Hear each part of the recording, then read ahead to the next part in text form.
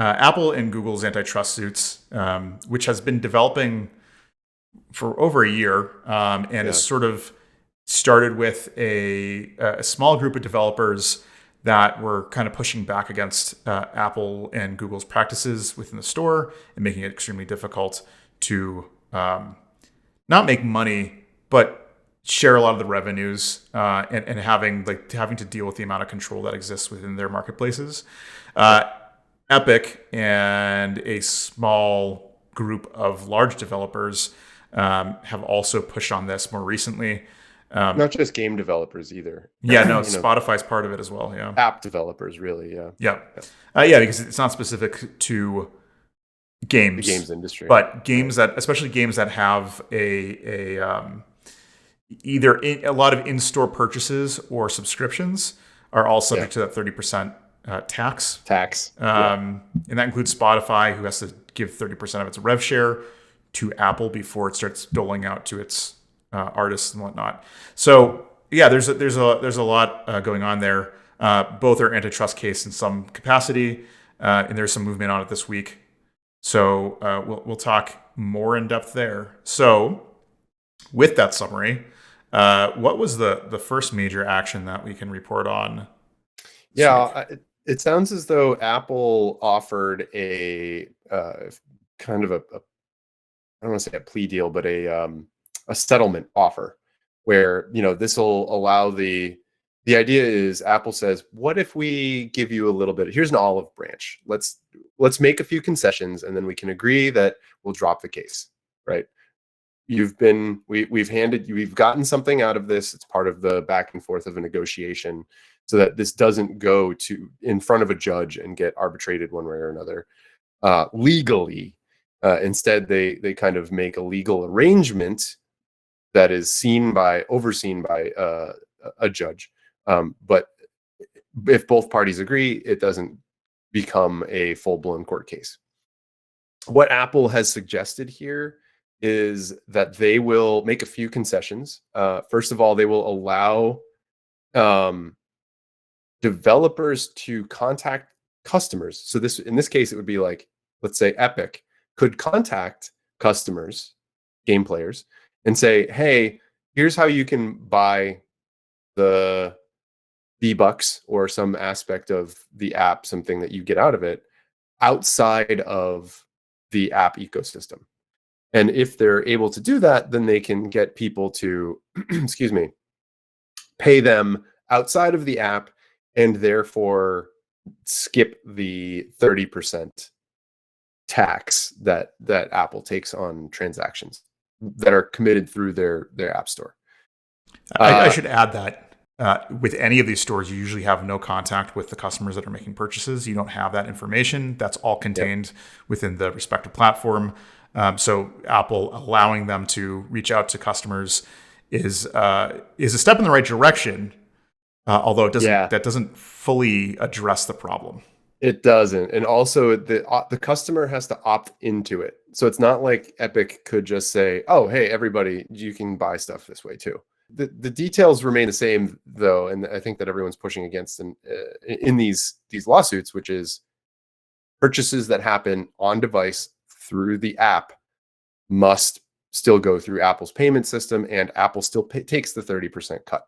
There's just this side, kind of car approach where you can kind of loop around the system, but um, there's a lot of roadblocks to making that useful, really. And there may be still rules where in some app stores, when you put your stuff up, if you offer your app or service through another platform, that's fine, as long as the price that's listed in the store is never lower than, or is never higher than any other store. So it's not like you could say, Apple charges me 30%. So I'm going to sell this for, $100 on the app store and $70 on my own store. I get the same amount either way. That incentivizes you to just buy it through my store because you save $30 that otherwise would go to Apple.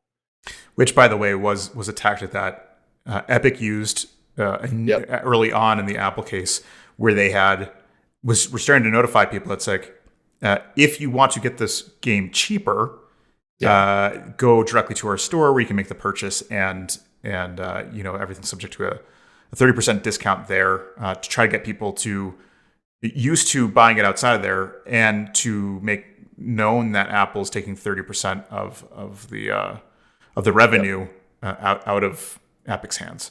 Yeah. Um, And this is something that's typically done. Like we see this all the time in normal commerce, right? If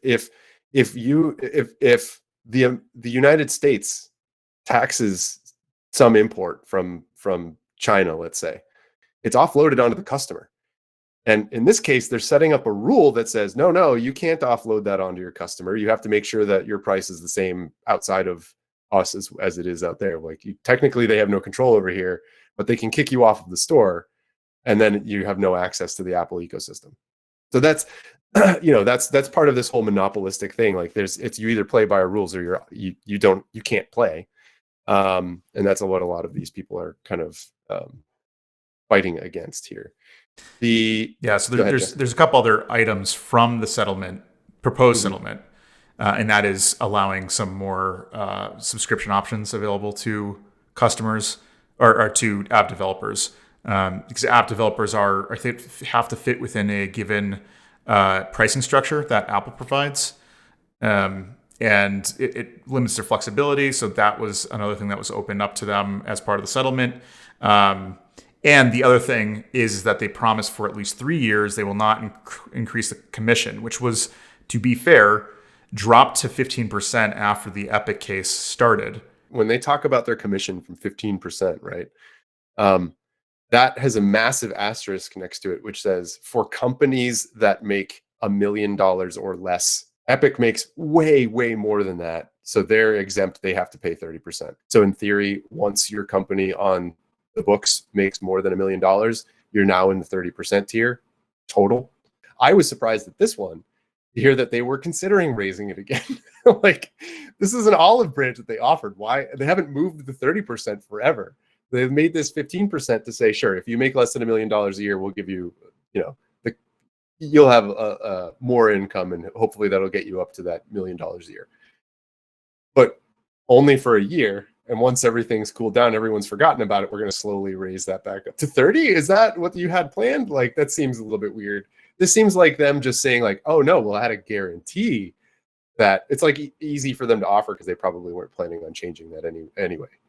Yeah, or whatever the case is. There's not really a good case for them to raise it, No, besides maybe creating more delineated tiers. But sure. either way, it's not much of an all branch. And No. needless to say, some of this actions as a result of the fact that the U.S. government, especially the legislative branch, seems to be more eager to Yeah.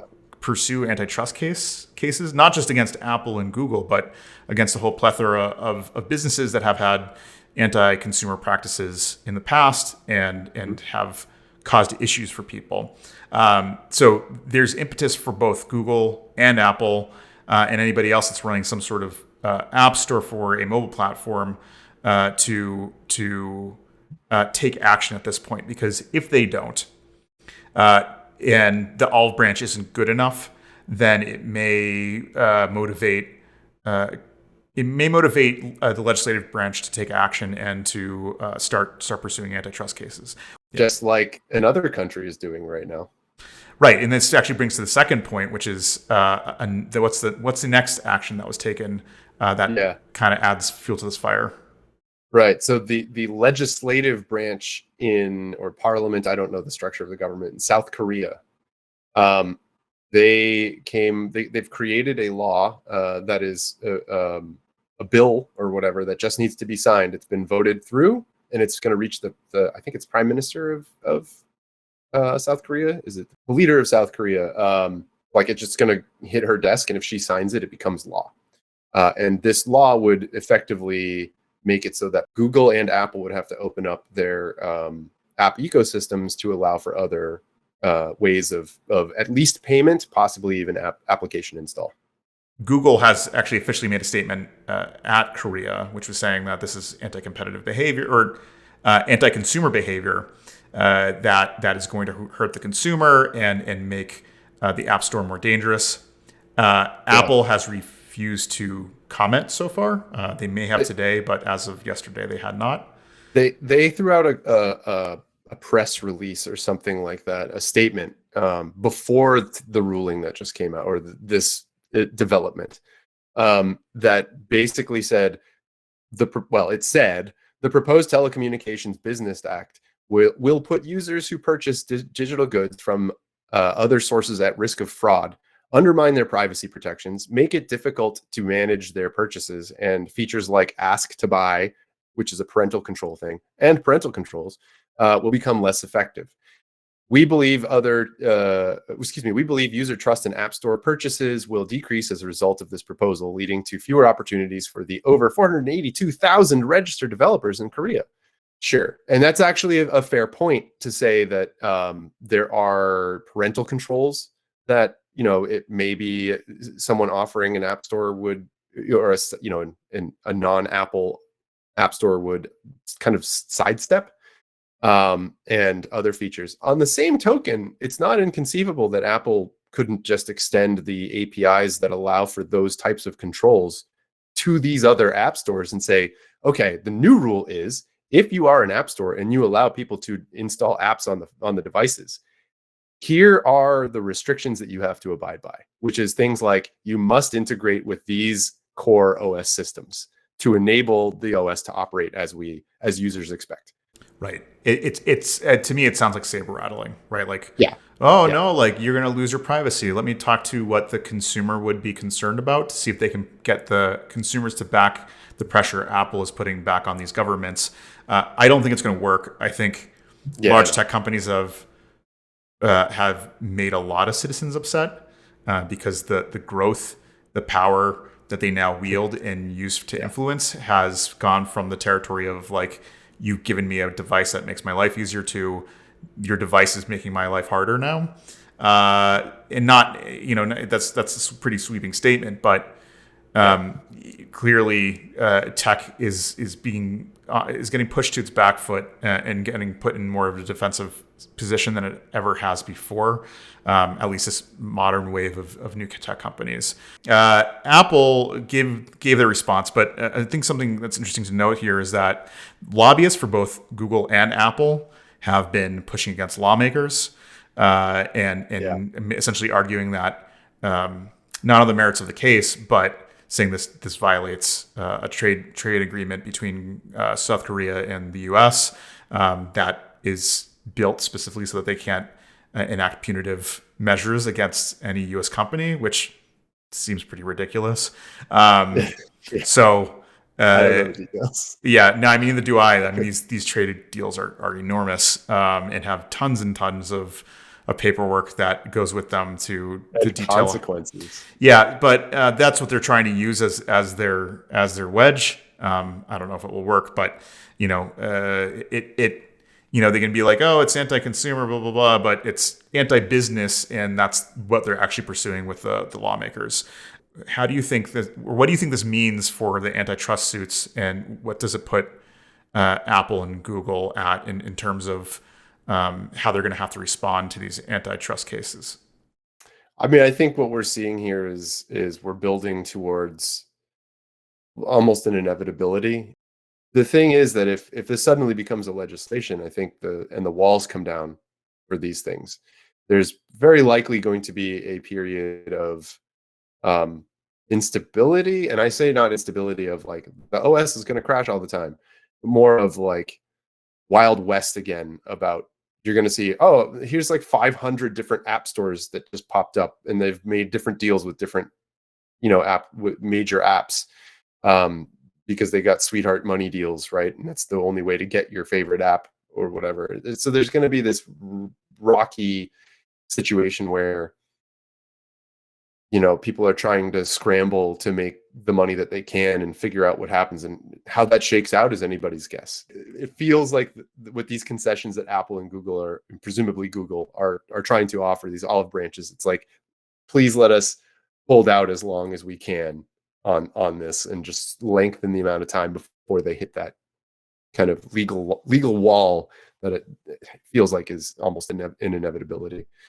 Yeah.